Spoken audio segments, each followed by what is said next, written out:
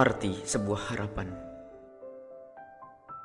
Alangkah banyaknya pekerjaan yang telah kita kerjakan dari pagi hingga petang, dan kadang berlanjut hingga tengah malam, bahkan ada yang bersambung hingga pagi berikutnya. Akan tetapi, adakah itu semua telah dibarengi dengan sesuatu yang amat penting yang akan menjadikan semua aktivitas kita bermakna? Ia adalah niat, maksud dan tujuan. Ia adalah ruh dari semua amal perbuatan kita. Disitulah tempat pandang dan penilaian Allah Subhanahu wa Ta'ala. Kemuliaan seseorang tergantung pada apa yang ada di kandung hatinya. Penarik becak, penjual bakso, seorang ustadz, pejabat, semuanya sama-sama jelek di hadapan Allah Subhanahu wa Ta'ala jika yang terkandung di dalam hatinya adalah rencana busuk, niat yang jelek, dan tujuan yang tidak baik. Begitu juga sebaliknya. Mereka sama-sama mulia di hadapan Allah Subhanahu wa Ta'ala jika yang terkandung di dalam hatinya maksud yang mulia.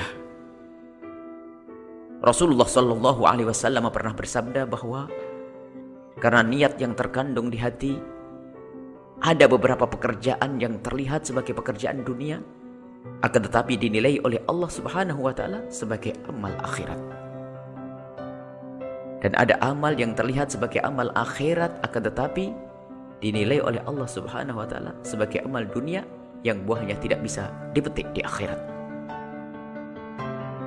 Yang lagi sholat, berdakwah, berinfak, mendapatkan nilai maksiat jika semua itu dilakukan tidak disertai niat baik yang tulus dalam mengabdi kepada Allah Subhanahu wa Ta'ala, yang hanya berurusan dengan pasar, sawah, dan perusahaan, akan mendapatkan nilai jihad dan kemuliaan karena ketulusan hatinya dalam rindu Allah Subhanahu wa Ta'ala di penghujung harapannya. Marilah kita insafi makna ini agar aktivitas kita ada nilainya di hadapan Allah Subhanahu wa Ta'ala. Sebelum kita pergi melaksanakan aktivitas, marilah menghadap kepada Allah Subhanahu wa Ta'ala dengan air wudu, lalu sholat hajat 2 rakaat, kemudian memohon kepada Allah Subhanahu wa Ta'ala agar mempermudah urusan kita. Lalu kita tutup dengan merenungi apa yang ada di hati kita. Sudahkah kita berniat yang baik dan rindu ridha Allah Subhanahu wa Ta'ala dalam aktivitas ini? Kemudian senantiasa sertakan makna ini sepanjang kita beraktivitas. Jika kita benar-benar serius dan tulus dalam merenungi ini, sungguh sepanjang kita beraktivitas akan terjauh dari pelanggaran kepada Allah Subhanahu wa Ta'ala. Sebab yang menuju Allah Subhanahu wa Ta'ala akan senantiasa mengambil cara yang diridhoi oleh Allah Subhanahu wa Ta'ala agar sampai kepada tujuan.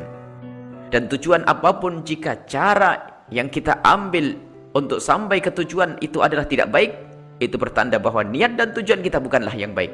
Dan bagaimanapun juga kita tidak akan sampai kepada tujuan, yaitu ridha Allah Subhanahu wa Ta'ala. Wallahu a'lam bishawab.